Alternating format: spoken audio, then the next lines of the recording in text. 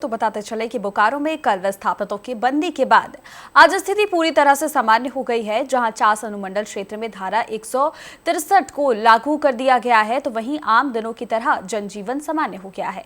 कल रामनवमी के जुलूस में शहर में होना है, ऐसे में शहर में सुरक्षा व्यवस्था की पुख्ता इंतजाम किए गए हैं। बोकारो के कांग्रेस विधायक श्वेता सिंह को भी रिहा कर दिया गया है।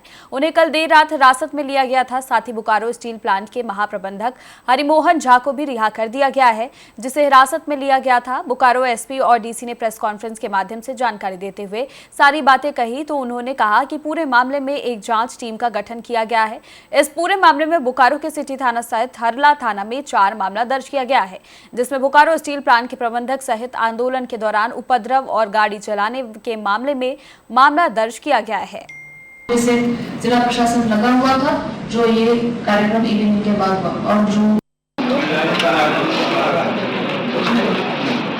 ये मुद्दे कोई एक दिन के मुद्दे नहीं है, ये बहुत दिन के मुद्दे हैं। इसमें विस्थापित कर्मियों के मुद्दे हैं, जिन्होंने जमीन ली है उनके मुद्दे हैं। ये अप्रेंटिसशिप के जो 2018 में जो सर्वे किया था उससे रिलेटेड कुछ इनके स्क्रीनिंग टेस्ट उसका डिफिकल्टी लेवल इत्यादि मुद्दों के इश्यूज के मुद्दे हैं। इसको बीएसएल को एक फोरम में सुनना है और इसको जो डूएबल है उसको करना है, जो नहीं डूएबल है उसके रीजंस देते हुए कोई अल्टरनेट सॉल्यूशन देने का पहल करना है।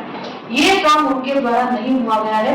आप ये पूर्व में भी देखे होंगे कि जितने भी उपायुक्त या जितने भी फोरम यहाँ पे सरकारी साइड से रहे होंगे, हमने यही बोला है कि आपको इसकी पहल करानी है। आपको इनको अगर नियोजन के इश्यूज है तो उसको देना है। बात आउटसोर्सिंग की है कि परमानेंसी की है, बात कितने एक फैमिली के एक बंदे को देनी है कि कई बंदों की देनी है, तो ये दोनों साइड के एग्रीएबिलिटी की बात है। कोई जख्मी नहीं हुआ है और लोग भी भगाना पड़ा, लोग अपने से चले गए। मान गए सॉल्यूशन। ये परसों भी सर हो सकता है, गिरफ्तार करके संख्या बहुत है उसमें क्या अब बाहर से लोग मान लेंगे जी आपका। और उस पूरे खबर पर अधिक जानकारी के लिए हमारे साथ बोकारो से संवाददाता दिनेश पांडे जुड़ रहे हैं, उनसे ही अधिक जानकारी लेंगे। जी दिनेश, बताएंगे बोकारो में विस्थापितों के द्वारा बंदी की गई थी और विधायक श्वेता सिंह को भी हिरासत में लिया गया था, हालांकि उन्हें भी रिहा कर दिया गया है। धारा 163 लागू की गई थी, पूरा मामला क्या था दिनेश?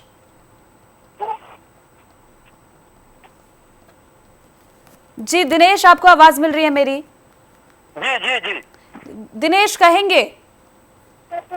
देखिए, बता दूं मैं आपको कि बोकारो में कल विस्थापित 3 दिन पहले से बंदी के बाद आज स्थिति पूरी तरह से सामान्य हो गई है और चास अनुमंडल थाना क्षेत्र के पूरे इलाके में अगर ये कहा जाए तो 163 धारा को यानी निषेधाज्ञा लागू कर दी गई है। और हम आपको ये भी बता दें कि बोकारो के विधायक श्वेता सिंह गिरफ्तार कर ली गई थी और उन्हें भी आज रिहा कर दिया गया। और वहीं दूसरी तरफ हम टीए डिपार्टमेंट और मुख्य महाप्रबंधक हरिमोहन अगर झा की मैं बात करूं तो उन्हें भी आज रिहा कर दिया गया है। और दोनों को रिहा करने के बाद कुछ जो मामले हैं, आज सांसद भी बैठक में शामिल हुए थे और विधायक भी शामिल हुई थी, तो कहीं ना कहीं ये कहा जा सकता है कि इस मामले को लेकर के। लेकिन हम दूसरी तरफ आपको बताएं कि उपायुक्त ने कहा है कि मृतक के परिजनों को 30 लाख रुपए की मुआवजा, एक नौकरी और देने की बात पर सहमति बनी है। और इसी पर उन्होंने यह भी कहा कि सहमति बन जाने के बाद स्थिति सामान्य हो गई है और दूसरा पक्ष भी अब बात मानने को तैयार हो गया है। तो ये अगर ढोलू मोटो की बात करें तो देखिए, ढोलू मोटो से हमारी बात तो नहीं हुई है, लेकिन ढोलू मोटो जो खबरें जो सामने आ रही है कुछ जो उसमें ढोलू मोटो का कहना है कि 50 लाख की मांग की गई है कि 50 लाख रुपए मुआवजा और नौकरी देने की बात उन्होंने कही है। लेकिन प्रबंधन जो है 25 लाख रुपए देने पर अपनी सहमति व्यक्त कर दिया है।